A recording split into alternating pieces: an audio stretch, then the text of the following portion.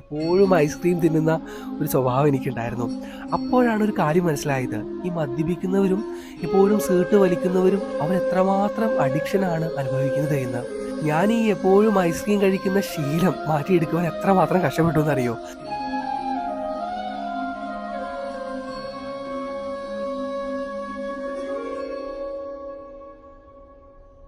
ശ്രേഷ്ഠ വചനങ്ങൾ ഭാഗം 153. ശ്രദ്ധിക്കുക, നീ അന്ന് പറഞ്ഞ മോശം വാക്കുകൾ ഇന്നും അവന്റെ മനസ്സിലുണ്ടാകാം. ഹരേ കൃഷ്ണ. നമസ്കാരം. ഒരു മദ്യപാനിയായ വ്യക്തി ഭഗവാന്റെ നാമത്തിൽ അത് നിർത്തുവാൻ ആഗ്രഹിക്കുന്നുണ്ട് എങ്കിൽ അദ്ദേഹം പാലിക്കേണ്ട ചിട്ടവട്ടങ്ങളെക്കുറിച്ച്, അതും ആത്മീയ തലത്തിലൂടെ കടന്നുകൊണ്ട് കുറച്ച് കാര്യങ്ങൾ മുന്നത്തെ വീഡിയോയിൽ നാം പറയുണ്ടായിട്ടോ. ആ ഒരു വീഡിയോ കണ്ടിട്ടില്ലാത്തവർ തീർച്ചയായും അത് കണ്ടതിന് ശേഷം മാത്രം ഈ വീഡിയോ കാണുക. എന്നിരുന്നാൽ മാത്രമേ കുറച്ചുകൂടി കാര്യങ്ങൾ നിങ്ങൾക്ക് വ്യക്തമാവുകയുള്ളൂ. അതിൻ്റെ തുടർച്ച എന്ന രീതിയിലാണ് ഈ ഒരു വിഷയം നമ്മൾ തിരഞ്ഞെടുത്തിട്ടുള്ളത്. ഒരുപാട് ഭക്തജനങ്ങൾ അതിൻ്റെ 2ാം ഭാഗം ഉടനെ തന്നെ ചെയ്യണമെന്ന് പറഞ്ഞതിൻ്റെ അടിസ്ഥാനത്തിലാണ് എത്രയും പെട്ടെന്ന് തന്നെ പല വീഡിയോ സ്പോൺസറിങ്ങുകളും മാറ്റി വെച്ചുകൊണ്ട് ഈ 2ാം ഭാഗം നമ്മൾ ചെയ്തിട്ടുള്ളത്. നിങ്ങളുടെ വീടുകളിലോ കുടുംബത്തിലോ സുഹൃത്തുക്കളിലോ ഇത്തരത്തിലുള്ളവർ ഉണ്ട് എങ്കിൽ അത്രമാത്രം ഉപകാരപ്രദമായിട്ടുള്ള ഒരു വിഷയം വീഡിയോ തന്നെയായിരിക്കും ഇത്. തീർച്ചയായും മുഴുവനായി തന്നെ കാണുക. പറയുന്ന ഓരോ കാര്യങ്ങളും ശ്രദ്ധാപൂർവം കേട്ടുകൊള്ളുക. പിന്നെ പ്രത്യേകം എടുത്ത് പറയേണ്ടതില്ലല്ലോ, ആ വീഡിയോയിൽ നമ്മൾ പറയാറുള്ളതാണ്. നമ്മളിടുന്ന ഓരോ അറിവുകളും എപ്പോഴും നിങ്ങൾക്ക് ലഭിക്കുന്നത് പോലെ മറ്റുള്ള ഭക്തജനങ്ങളിലേക്കും എത്തിച്ചേരുവാനായി ഇപ്പോൾ തന്നെ ചെറുതായിട്ടൊന്ന് ലൈക്ക് ചെയ്യുന്ന കാര്യം കൂടി പരിഗണിക്കാട്ടോ. ശരി, അപ്പോൾ ഒട്ടും ദീർഘിപ്പിക്കുന്നില്ല, ഭഗവാന്റെ നാമത്തിൽ തന്നെ നമുക്ക് തുടങ്ങാം. പഴയ സിനിമകളൊക്കെ കണ്ടു കഴിഞ്ഞാൽ നമുക്കൊരു കാര്യം കാണുവാനായിട്ട് സാധിക്കും. സ്ഥിരമായി തന്റെ വീട്ടിലേക്ക് മദ്യപിച്ചു വരുന്ന ഒരു വ്യക്തി, ആ വീട്ടിലുള്ളത് തന്റെ ഭാര്യയോ അമ്മയോ ആരുമാകാം. ആ ഒരു സ്ത്രീ വല്ലാത്ത ദൈവഭക്തയാണ്, ഭഗവാനോട് എപ്പോഴും പ്രാർത്ഥിക്കാറുള്ളതാണ്. അങ്ങനെ പ്രാർത്ഥിച്ച് പെട്ടെന്ന് തന്നെ അദ്ദേഹത്തിന്റെ മദ്യപാനം മാറുന്നു, എല്ലാം ശരിയാകുന്നു. അങ്ങനെയുള്ള ഒരു അവസാനമായിരിക്കും മിക്ക സീരിയലുകളിലും സിനിമകളിലും നമ്മൾ കണ്ടിട്ടുള്ളത് അല്ലെങ്കിൽ കാണാറുള്ളത്. ഒരിക്കലും നിങ്ങൾ ഇതേപോലെ ഫാന്റസി ആയിട്ട് ചിന്തിക്കരുത് കേട്ടോ. ഭഗവാനാണ് ഏക ആശ്രയം. പ്രാർത്ഥിക്കുന്നത് വളരെയധികം നല്ല കാര്യമാണ്. ഒരു ആത്മവിശ്വാസത്തിനും നമ്മൾ എന്തെങ്കിലുമൊക്കെ ചെയ്യുന്നുണ്ട് എന്ന് ഇദ്ദേഹത്തിന് മനസ്സിലാകണമല്ലോ, അതിനുവേണ്ടി വളരെ നല്ല കാര്യമാണ്. പക്ഷേ നമ്മൾ സ്ഥിരമായി പ്രാർത്ഥിച്ചത് കൊണ്ട് മാത്രം അദ്ദേഹത്തിന്റെ ദുസ്വഭാവങ്ങൾ, ദുശീലങ്ങൾ മാറണമെന്നില്ല. അത് തികച്ചും ഫാന്റസി ആയിട്ടുള്ളൊരു കാര്യം തന്നെയാണ്. നിങ്ങൾ ഒരു കാര്യം ചെയ്യാം, അദ്ദേഹത്തിന് മദ്യപാനം ഉപേക്ഷിക്കണമെന്ന് അതിയായ ആഗ്രഹം ഉണ്ട് എങ്കിൽ തീർച്ചയായും അതിനുള്ള സാഹചര്യങ്ങൾ നമ്മൾ ഒരുക്കി കൊടുക്കുക എന്നതാണ് ചെയ്യേണ്ടത്. ഏതെങ്കിലും ഒരു വസ്തുവിനോട്, കാര്യത്തിനോട് അതിയായ ആസക്തി, അഡിക്ഷൻ ഉണ്ടാവുക എന്ന് പറയുന്നത് തന്നെ, അത് മാറ്റുക എന്ന് പറയുന്നത് തന്നെ വളരെയധികം ബുദ്ധിമുട്ടുള്ള കാര്യമാണ്. നമ്മൾ അതിൻ്റെ ആ സാഹചര്യം മാറ്റിയെടുക്കുക എന്നത് മാത്രമാണ് ഇതിലൂടെ ചെയ്യേണ്ടത്. നിങ്ങൾക്ക് ഒരു കാര്യം അറിയോ, എനിക്ക് ഐസ്ക്രീമിനോട് അതിയായ അഡിക്ഷൻ ഉണ്ടായിരുന്നു, അതിയായ ആസക്തി ഉണ്ടായിരുന്നു. എപ്പോഴും ഐസ്ക്രീം തിന്നുന്ന ഒരു സ്വഭാവം എനിക്കുണ്ടായിരുന്നു. അപ്പോഴാണ് ഒരു കാര്യം മനസ്സിലായത്, ഈ മദ്യപിക്കുന്നവരും എപ്പോഴും സീട്ട് വലിക്കുന്നവരും അവർ എത്രമാത്രം അഡിക്ഷനാണ് അനുഭവിക്കുന്നത് എന്ന്. ഞാൻ ഈ എപ്പോഴും ഐസ്ക്രീം കഴിക്കുന്ന ശീലം മാറ്റിയെടുക്കുവാൻ എത്രമാത്രം കഷ്ടപ്പെട്ടു എന്നറിയോ? അപ്പോൾ അവരുടെ അവസ്ഥയൊന്ന് ആലോചിച്ച് നോക്കൂ.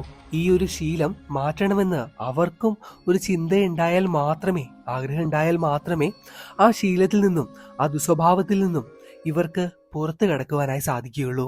പിന്നെ ബാക്കി എല്ലാം എളുപ്പമാണ്. നമ്മൾ ഏതെങ്കിലും ഒരു കാര്യത്തിൽ 51% സുഖപ്പെടുക എന്നൊരു തത്വമുണ്ട്. അത് മദ്യപാനവുമായി ബന്ധപ്പെടുത്തുകയാണ് എങ്കിൽ, മദ്യപാന ആസക്തി അതിയായുള്ള ഒരു വ്യക്തിക്ക് ആ ശീലത്തിൽ നിന്നും മുക്തി നേടണമെന്ന് ആഗ്രഹമുണ്ടെങ്കിൽ, അതിയായ ഇച്ഛയുണ്ടെങ്കിൽ, അപ്പോൾ തന്നെ അദ്ദേഹം 51% അതിൽ വിജയിച്ചു എന്ന് നമുക്ക് കണക്കാക്കാം.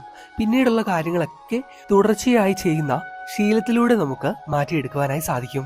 നമ്മൾ പണ്ട് ഏകദേശം 1 കൊല്ലം മുന്നേ പ്രാർത്ഥനയുമായി ബന്ധപ്പെട്ട് ഒരു ഗ്രന്ഥം പരിചയപ്പെടുത്തിയിരുന്നു. അതിനെ ജസ്റ്റ് കണക്ട് ചെയ്തെന്ന് മാത്രമേ ഉള്ളൂ. പ്രാർത്ഥനയുമായി ബന്ധപ്പെട്ട ഗ്രന്ഥമല്ല, അറ്റോമിക് ഹാബിറ്റ്സ് എന്നായിരുന്നു ആ ഗ്രന്ഥത്തിന്റെ പേര്. അതിൽ പരാമർശിക്കുന്ന ഒരു കഥയുണ്ട്, ഞാൻ പറയാം.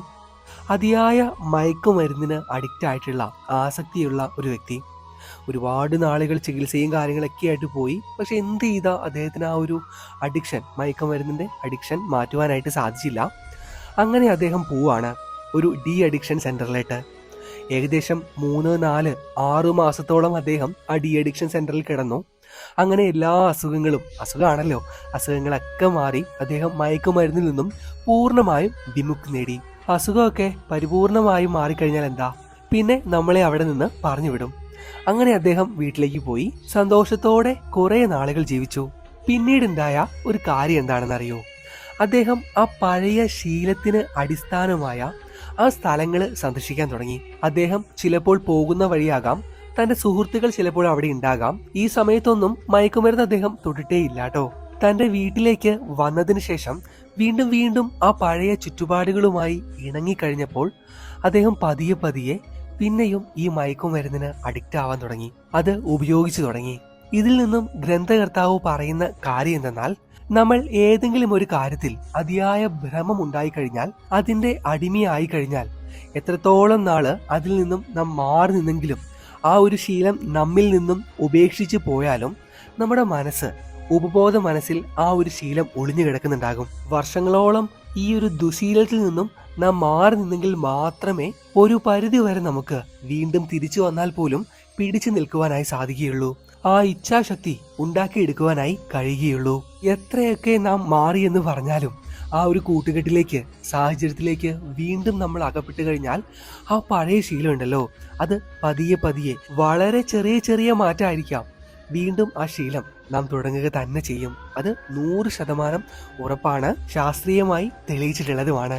അപ്പോൾ ഭഗവാന്റെ നാമത്തിൽ നിങ്ങൾ എന്താണ് ചെയ്യേണ്ടത് എന്ന് വെച്ച് കഴിഞ്ഞാൽ, മദ്യപാനത്തിൽ നിന്നും മുക്തി നേടണമെന്ന രണ്ടാമത്തെ പടിയായി, ആദ്യത്തെ പടി നമ്മൾ ആദ്യത്തെ വീഡിയോയിൽ പറഞ്ഞിരുന്നു, രണ്ടാമത്തെ ഘട്ടമായി ആ സാഹചര്യങ്ങൾ പരിപൂർണമായും ഒഴിവാക്കുവാനായി ശ്രമിക്കുക.